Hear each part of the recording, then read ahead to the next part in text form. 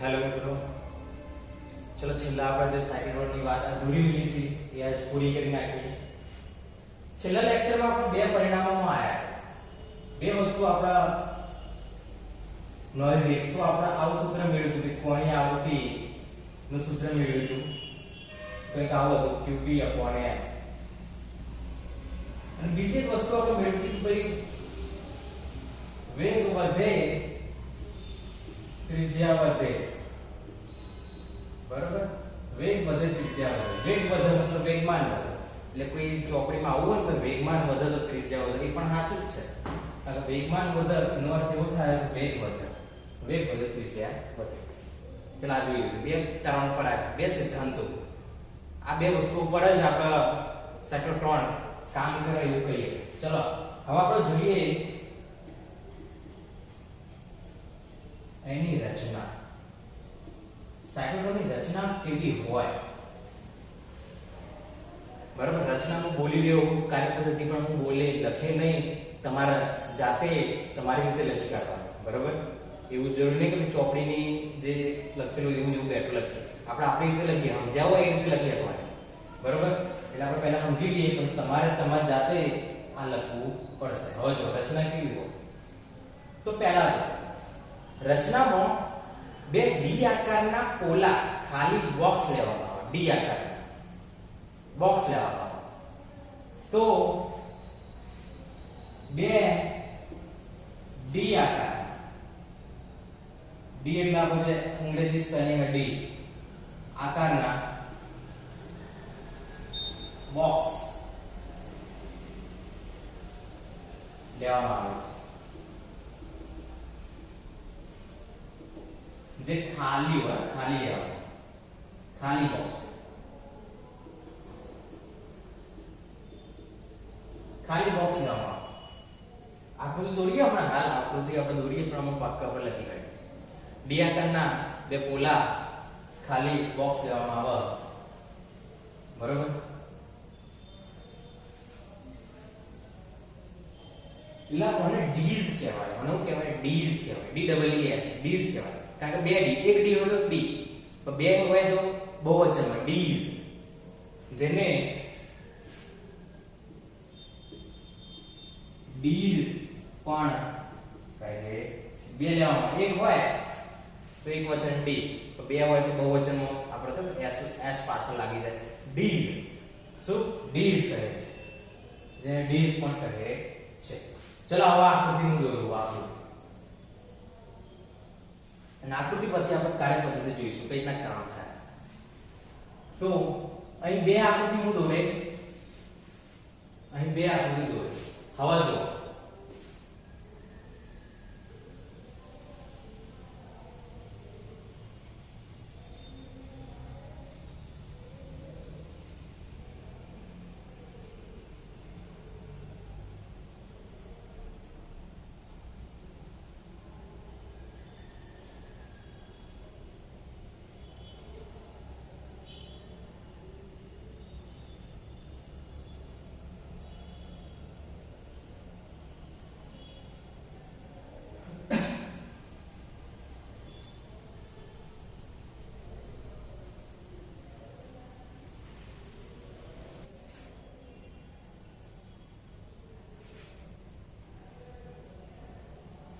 चलो एक आकृति में आ दो, बराबर? डी आकार, डी आकार, बराबर? डी आकार, बराबर? डी आकार ना बॉक्स, बराबर? एक आकृति आ અને આ શું હતું હું તમને કહી દઉં, આ ચુંબક NS, ચુંબક, ચુંબક વચ્ચે મેળવવામાં આવે। આ ડી આકારના બોક્સ કઈ જગ્યાએ મેળવવાનું? ચુંબકની વચ્ચે, ચુંબકીય ક્ષેત્ર અંદર થઈ જાય એ રીતે મેળવવામાં આવે છે। ચલો ખબર પડી ગયા, વાત ખબર પડી ગઈ જ નહીં। પહેલાના આપણે D1 કહીશું, બીજાને આપણે D2 કહીશું, બરાબર? તો આવી આકૃતિ છે, વાસ્તવમાં ઓમ બતાવી પણ વાસ્તવમાં ઓમ આવે, એક ડી, બીજો ડી, આટલે ચુંબક નાખલે ચુંબક, ખબર પડી ગઈ? વાસ્તવમાં કેવી આકૃતિ હોય? એક ડી, બીજો ડી, હોમમાં ઉપર ચુંબક ને નીચે ચુંબક, ઉપર ને N ને નીચે S, તો આપણને ખબર N થી S તરફ, N થી S તરફ ચુંબકીય ક્ષેત્ર હોય, N થી S તરફ। તો આપણે લખવું તો લખીએ કે અમુક વાક્યો બંને ડી આકારના બોક્સને તેમના વ્યાસ સામસામે રહે તે રીતે નજીક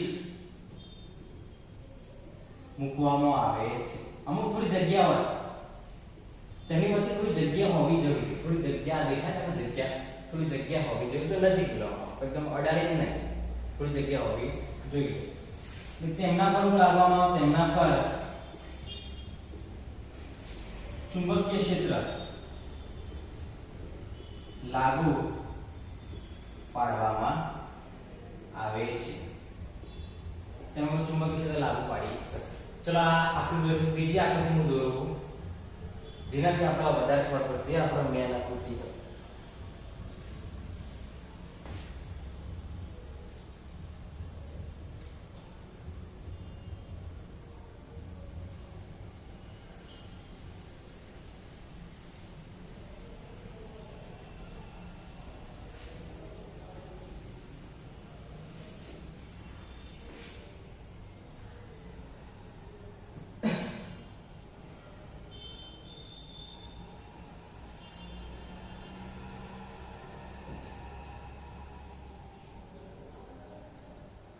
चलो બે ડી, એક ડી અને બીજો ડી, આ D1 અને D2, D1 અને D2, બરોબર.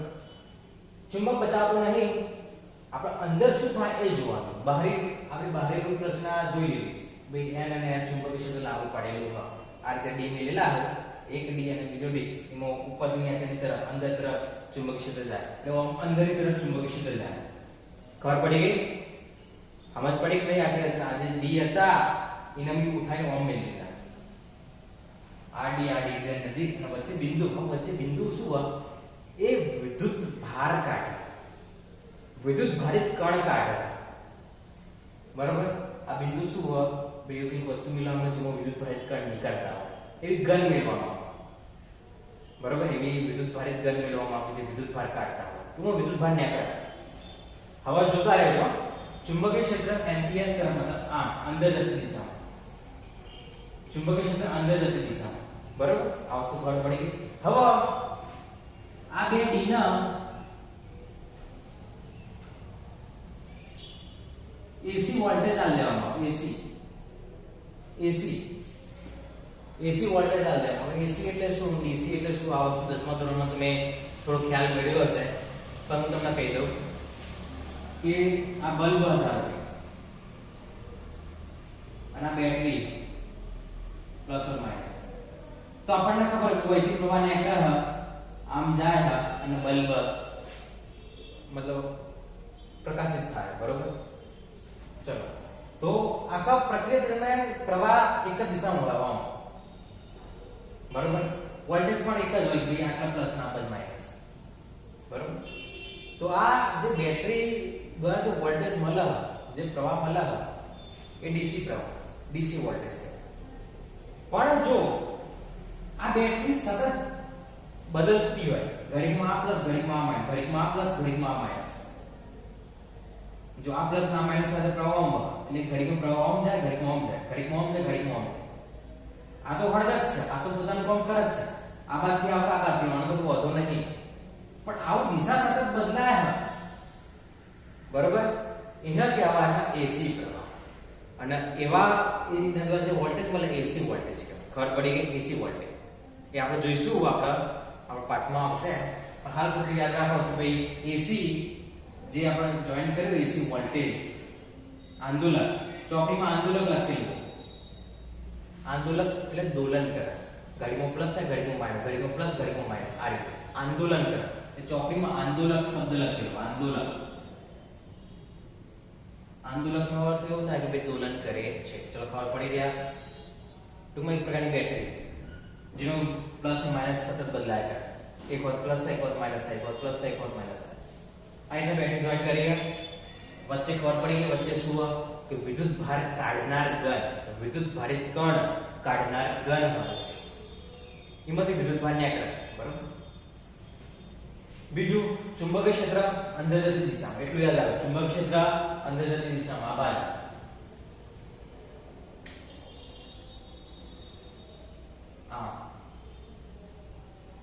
બરાબર, અંદર જતી દિશામાં એનથી એસ થશે, એનથી એસ, આમ અંદર જઈ દર્શાવતું નહીં કારણ કે આપણે અંદરની રચના જોવાની. હવે જો શું થાય, કામ જો થાય, આ ચાલુ કર્યો તો એક સમયે Ra પ્લસ અને Ra માઈનસ હશે. એક આ પ્લસ આ માઈનસ હશે, બરોબર, સમજી ગયા આ વાત, બરોબર. હવે ઇલેક્ટ્રોન અથવા કોઈ પણ વિદ્યુતભારિત કણ, બરોબર, કોઈ વિદ્યુતભારિત કણ નેગેટિવ, અને ધારો કે વિદ્યુતભારિત કણ ધન હોય, વિદ્યુતભારિત કણ કેવો હોય, ધન હોય. વિદ્યુતભારિત કણ મોટા ભાગે ધન વિદ્યુતભાર લેવામાં આવે. ધન શા માટે લેવામાં આવે આપણે છેલ્લે વાત કરીશું એની, પણ ધન વિદ્યુતભારિત કણ નેગેટિવ, નેગેટિવ એનો ધન હોય કઈ દિશામાં જશે, ઋણ બાજુ જશે, અને એ સમયે આ ઋણ હશે અને આ ધન હશે, આ D1 અને આ D2, D2 ઋણ D1 ધન, તો આપણને ખબર કે પ્લસ દ્વારા અપાકર્ષણ થાય, માઈનસ દ્વારા આકર્ષણ થાય, તો તરત આ આકર્ષાય ઓમ ગયું, ઋણ તરફ આકર્ષાય, અંદર અંદર ગયું. હવે આયા બધા પોલા હોય, આયા બધા શું હોય, પોલા હોય. હવે અંદર બોક્સમાં પ્રવેશવાથી અંદર વિદ્યુત ક્ષેત્ર કેટલું, અંદર વિદ્યુત ક્ષેત્ર 0. તમને કદાચ ખબર હોય કે બંધ પૃષ્ઠની અંદર વિદ્યુત ક્ષેત્ર કેટલું, 0. કાંઈ કોઈ વિદ્યુત ભાર ઘેરાતો નહીં, વિદ્યુત ક્ષેત્ર 0. બરાબર, તમને ખબર પડી, અંદર જાય પણ અંદર વિદ્યુત ક્ષેત્ર નથી, બરાબર, અંદર વિદ્યુત ક્ષેત્ર નથી. એટલે આપણે વાક્ય લખીએ કે ભાઈ ડી બોક્સ ની અંદર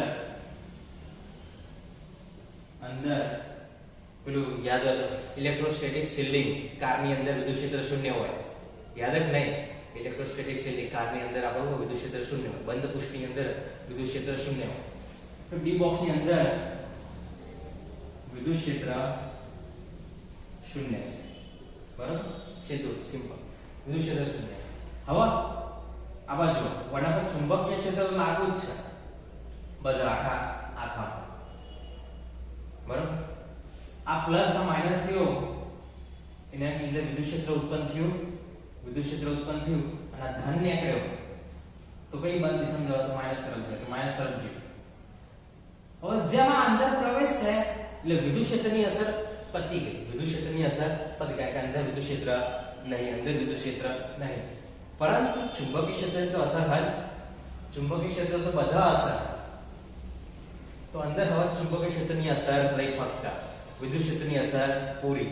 હવે અંદર જો વિદ્યુત ક્ષેત્રની અસર પૂરી, હવે અંદર આવીને અટવાય, શું કરે, પણ ચુંબકીય ક્ષેત્ર હતું, એના લીધે શું થાય, એની ગતિ બદલાય. આપણે જોયું તો ચુંબકીય ક્ષેત્ર શું થાય, વધી જાય. લંબ ભાગ ચુંબકીય ક્ષેત્ર આ ગતિ ઓમ કરે, એના લીધે બળ લાગે, આના પર આ ગતિ કરે, તો આ પોતાની ગતિ એટલા વર્તુળાકાર થાય, થોડું કરે વર્તુળાકાર વળી આ પાછો પાછો હોય બહાર નીકળવાની અણી પર હોય, બહાર નીકળવાની અણી પર, આ D2 માંથી બહાર નીકળવાની અણી પર હોય, તરત આ માઈનસ થઈ જાય અને આ પ્લસ થઈ જાય. એ જ સમય એટલે ગોઠવેલું જ હોય કે નીકળા એ સમયે આ બાજુ માઈનસ થઈ જાય, આ બાજુ પ્લસ થાય. આ વિદ્યુત ભાર કેવો હતો, ધન હતો, આ બાજુ માઈનસ થી આ બાજુ પ્લસ, એટલે ઝડપથી પાછો હોવામાં આવશે, ખેંચા, ઋણ તરફ ખેંચા, ઋણ થયો તરત આ બાજુ ખેંચો, પાછો અંદર પ્રવેશ, વિદ્યુત ક્ષેત્ર 0 પણ ચુંબકીય ક્ષેત્ર એટલે પાછો વળી ગયો, પાછો આટલા, પાછો નીકળવાની અણી પર જ હોય, પાછો પ્લસ થઈ ગયો, પાછો માઈનસ થઈ ગયો, માઈનસ થયો એટલે તરત ખેંચવાનો સ્પીડમાં, બરાબર, પાછો અંદર જેવું વિદ્યુત ક્ષેત્ર ગાયબ, ચુંબકીય ક્ષેત્ર એને વાળી નાખશે. તો આ રીતે થતા આ રીતે ગતિ કરતો જાય.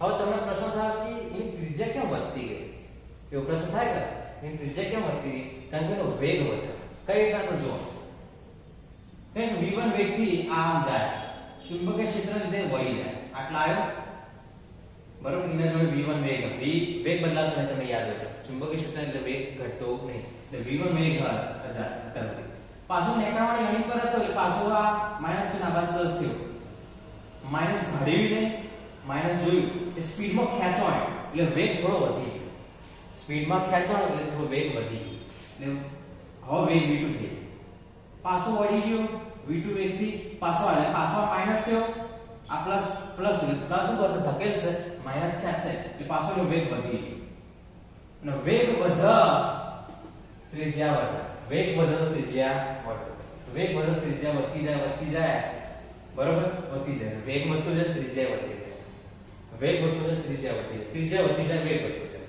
આ રીતના વેગ વધતો જાય. હવે એક સમય જ્યારે પરિબુદ્ધિ પહોંચી જાય, એકદમ કરતો કરતો પરિબુદ્ધિ પહોંચી જાય બરોબર, તો એ સમય કરવામાં આવે, તો એ સમયે આટલા જ્યારે એકદમ શું કહેવાય એકદમ વર્તુળાકાર થઈ ગયો બરોબર, એકદમ વર્તુળાકાર થઈ ગયો, એ સમયે એકદમ પરિઘ જેટલો પહોંચી ગયો, એ સમયે કંઈક નિયંત્રક ગોઠવી નાખવામાં, વિચલક ગોઠવી નાખવામાં આવે, તો એ સમયે એક ચુંબક ગોઠવી નાખવામાં આવે, ચોપડીમાં વિચલક શબ્દ આપ્યો, ચોપડીમાં શું શબ્દ આપ્યો, વિચલક શબ્દ આપ્યો, પણ એક ચુંબક ગોઠવી નાખવામાં આવે વાસ્તવમાં, આમાં આ તમને પટ્ટી દેખાય બરોબર, એ વિચલન કરે, વિચલન કરે એટલે ફેરફાર કરે, એટલે વિચલક ગોઠવી નાખો, એના લીધે એ વળવાની જગ્યાએ સીધો જાય, વળવાની લીધો જાય સીધો જતો રહે, અને પછી સ્પીડ વધી ગઈ છે, સ્પીડ તો વધી કારણ કે ત્રિજ્યા વધે, વેગ વધતું જાય. હવે વળાંક એટલી બધી સ્પીડ કે જે આપણે જે નિપજાવાનું હતું, પરમાણુના કેન્દ્રને ટાર્ગેટ કરવાનો હતો એ ટાર્ગેટ કરી શકે, પરમાણુના કેન્દ્ર સુધી મૂકી શકે, પરમાણુના કેન્દ્ર એકદમ સ્પીડમાં મૂકી શકે બરોબર, એટલે પરમાણુનું કેન્દ્ર પરમાણુ મૂલ્યવાનું આપાત કરો, સ્પીડ વધી ગઈ છે, તોડી નાખશે બરોબર. તો આ રચના સમજી ગયા તમે, ફરીથી તમને કહી દઉં કે વિદ્યુત ભાર નીકળ્યો, ધનના ઋણના લીધે ખેંચવાય આ બાજુ, અંદર જતા જ વિદ્યુત ક્ષેત્ર ગાયબ, ચુંબકીય ક્ષેત્ર આવી ગયું, ચુંબકીય ક્ષેત્રને વાળી નાખશે, પાછું આવે તો પાછું વિદ્યુત ક્ષેત્ર. હવે દેખો તમને બીજું કશું થાય ભાઈ, આટલા કેમ વળતું નથી, આટલા ચુંબકીય ક્ષેત્ર પણ અને વિદ્યુત ક્ષેત્ર પણ વચ્ચેની ગેપ, પણ આ વચ્ચેના વિસ્તારમાં ચુંબકીય ક્ષેત્રના વિદ્યુત ક્ષેત્ર હા ખરા, પણ વિદ્યુત ક્ષેત્ર હંમેશા ચુંબકીય ક્ષેત્ર કરતા પ્રબળ હોય, વિદ્યુત ક્ષેત્ર ચુંબકીય ક્ષેત્ર કરતા કેવું હંમેશા પ્રબળ હોય, તો આટલા વચ્ચેના વિસ્તારમાં ચુંબકીય ક્ષેત્ર પણ અને વિદ્યુત ક્ષેત્ર પણ, વિદ્યુત ક્ષેત્ર પ્રબળના લીધે આ વળવાની જગ્યાએ ખેંચાય, ખબર પડી ગઈ, એટલે આટલા ખેંચા પાછું વળી જાય, અંદર વિદ્યુત ક્ષેત્ર ગાયબ, ચુંબકીય ક્ષેત્ર એટલે વળી જાય, પાછું ખેંચવાનું, આ રીતના ખેંચાતા વેગ વધતું જાય, અને પછી આપણે વિચલક ગોઠવી બહાર કાઢી નાખે, વિચલક ગોઠવી ડી ની બહાર કાઢી પછી જે આપણે કામ કરવાનું તે કરી શકે. ચલો ખબર પડી ગઈ આ રચના આખી, તો આ રીતે કામ થાય છે. તો આ આપણે સાયક્લોટ્રોનની રચના, બરોબર, અંદર વિદ્યુત ક્ષેત્ર શૂન્ય હોય છે બરોબર, વેગ વધતું જાય. હવે બીજું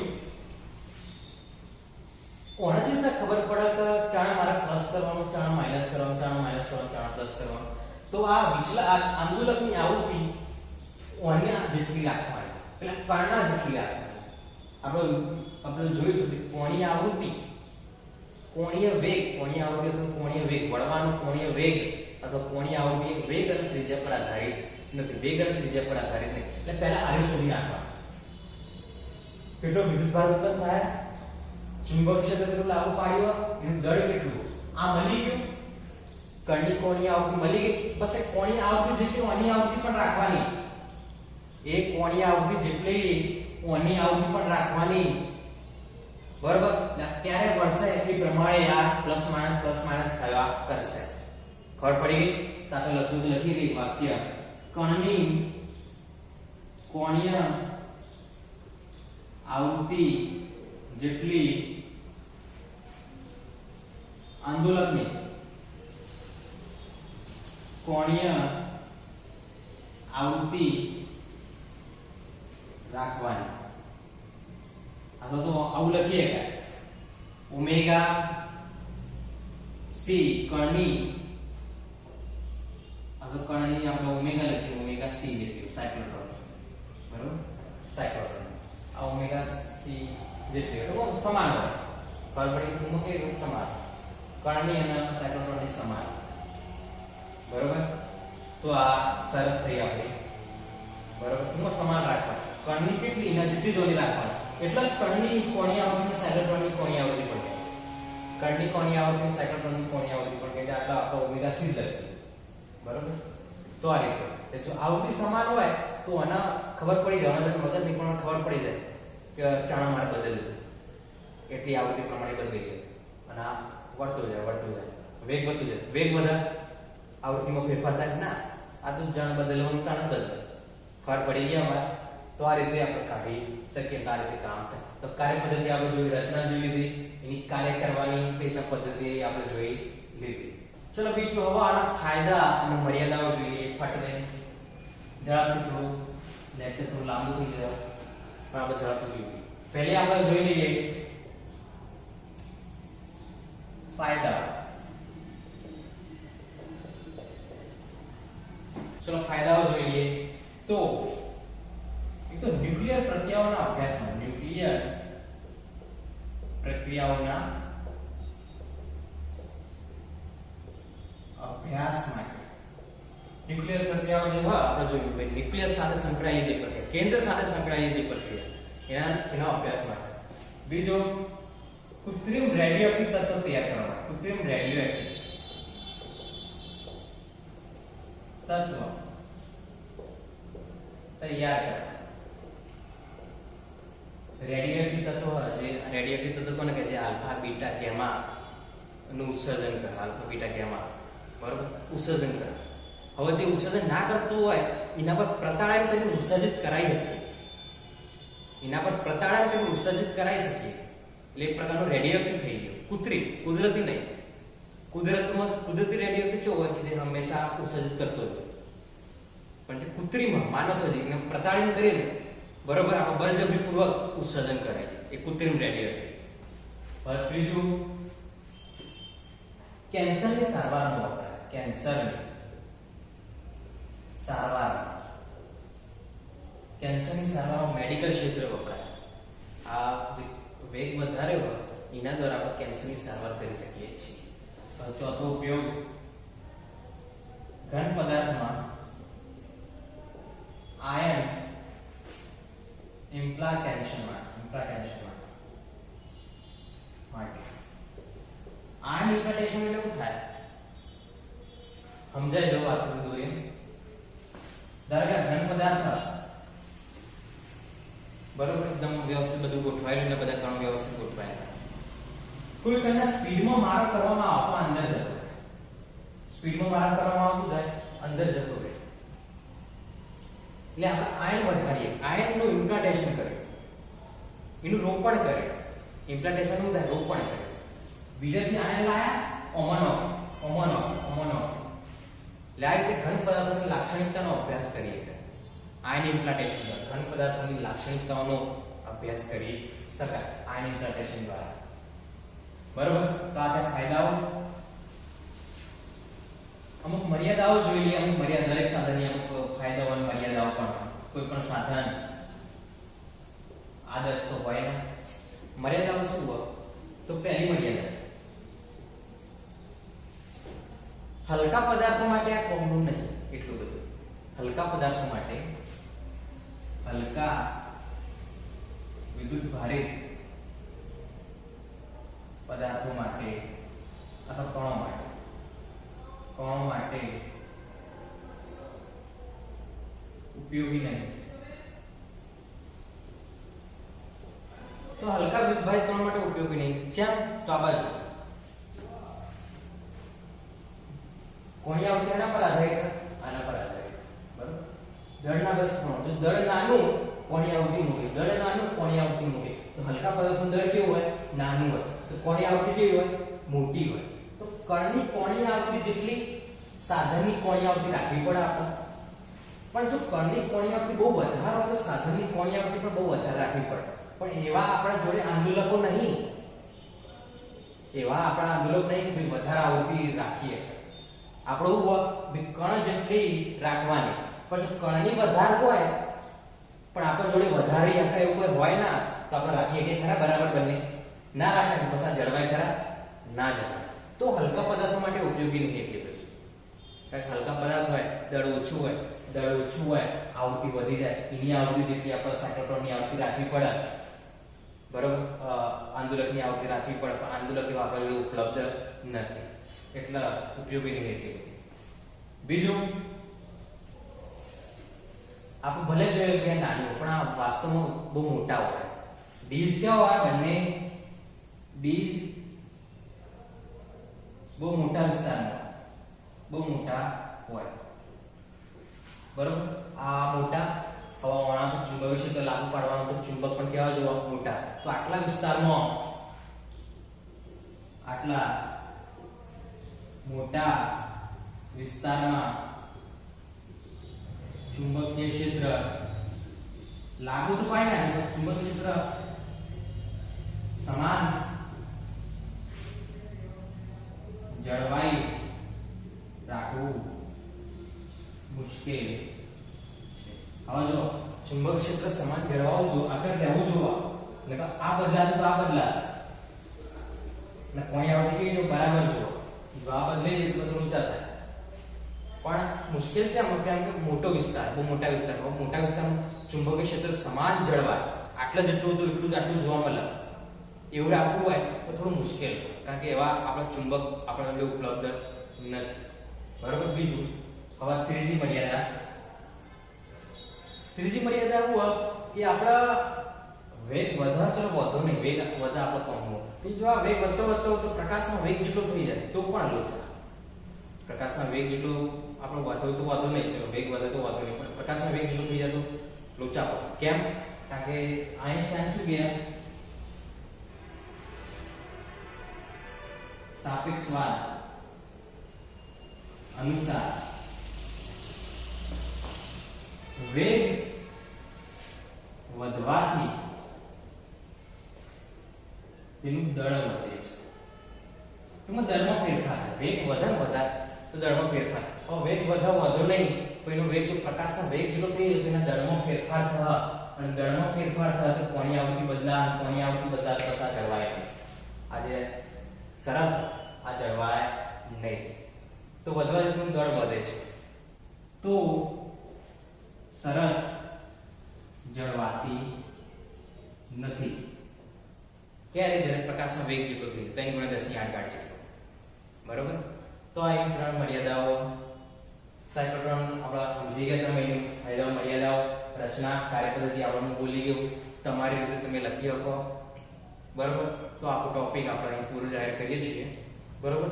હવે આની જે મર્યાદાઓ દૂર કરવા માટે વૈજ્ઞાનિકોએ પ્રયાસો કર્યા, તે નવું સાધન પણ વૈજ્ઞાનિકોએ શોધી નાખ્યું, સિન્ક્રોટ્રોન. કયો? સિન્ક્રોટ્રોન. સાયક્લોટ્રોનની જગ્યાએ સિન્ક્રોટ્રોન, બરોબર. આ પણ શોધી નાખ્યો વૈજ્ઞાનિકોએ. અમુક જે મર્યાદાઓ હોય દૂર થઈ ગયા, બરોબર. પણ આનો અભ્યાસ આપણે કરવાનો નહીં, મેન આપણા સાયક્લોટ્રોન જોવાનું છે.